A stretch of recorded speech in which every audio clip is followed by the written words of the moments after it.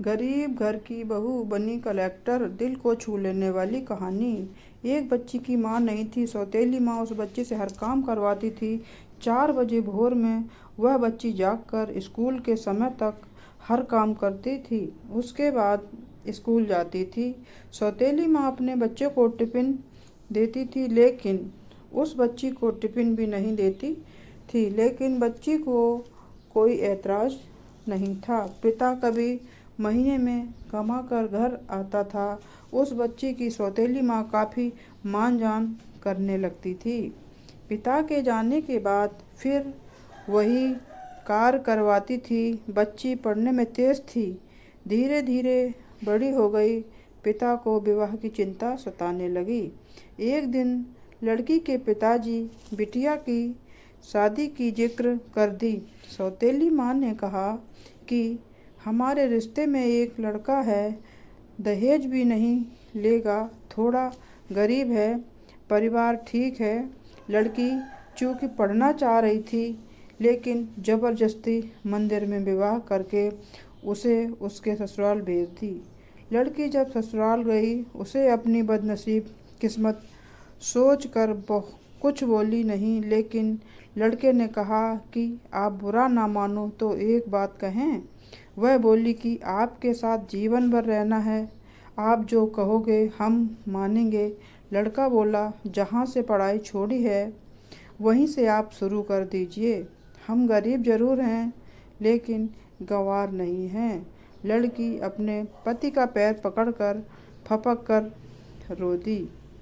लड़का दिन रात मेहनत करने लगा। लड़की दिन रात पढ़ाई में मन लगा दी। लड़की एक बड़े शहर में रहकर IAS की तैयारी करने लगी। लड़का कमा कमा कर पैसा देने चला आता था। लड़कियों के हॉस्टल के बाहर मिलकर पैसे दे देता था और फिर पुनः घर वापस चला आता था।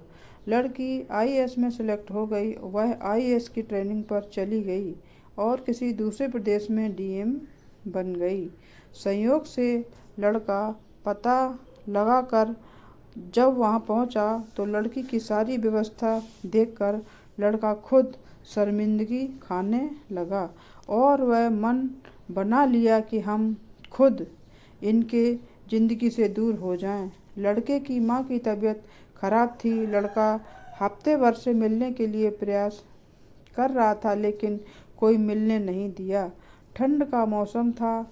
DM साहिबा का कंबल वितरण का होर्डिंग लगा था। वो भी सवेरे से लाइन लगाकर खड़ा हो गया, जिसमें 5 गरीब चुने गए। उसमें वह लड़का भी था। DM साहिबा की गाड़ी से उतरी और एक एक करके कंबल देना शुरू की। जब 5वें आदमी को कंबल देने की बारी आई, वह लड़का अपना मुंह तौलिया से बांधे खड़ा हो गया। DM साहिबा जैसे ही कंबल हाथ में दी, लड़के की आंखें नम हो गईं और धीरे से बोला कि साहब, हमारी माँ की तबीयत खराब है, माँ को यहीं लाया हूँ। आप सरकारी अस्पताल में फ़ोन कर दीजिए, जिससे मेरी माँ का सही इलाज हो सके।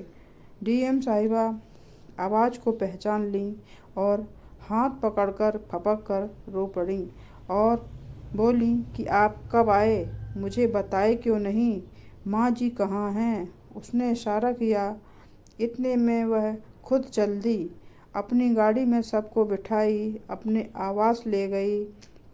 तत्काल सबके ठंडक के कपड़े खरीद कर लाई। लड़का बोला कि आप बहुत बड़ी अधिकारी हो गई हैं। तो वह बोली कि तो क्या हुआ, आप हमारे पति थे और हैं। आप लोग को हम कैसे भूल जाएंगे। आप मेरे लिए दिन रात मेहनत किए। आपकी देन है कि मैं यहाँ खड़ी हूँ। यह सुन लड़के की आंखें नम हो गईं। इतने में DM साहिबा भी अपनी आंखों के आंसू रोक न पाईं और अपने पति के गले सिमट कर रो पड़ीं और अपने परिवार के साथ रहने लगीं। धन्यवाद। अगर मेरी आज की स्टोरी अच्छी लगी हो तो मेरे चैनल को लाइक करें, सब्सक्राइब करें, शेयर करें। धन्यवाद।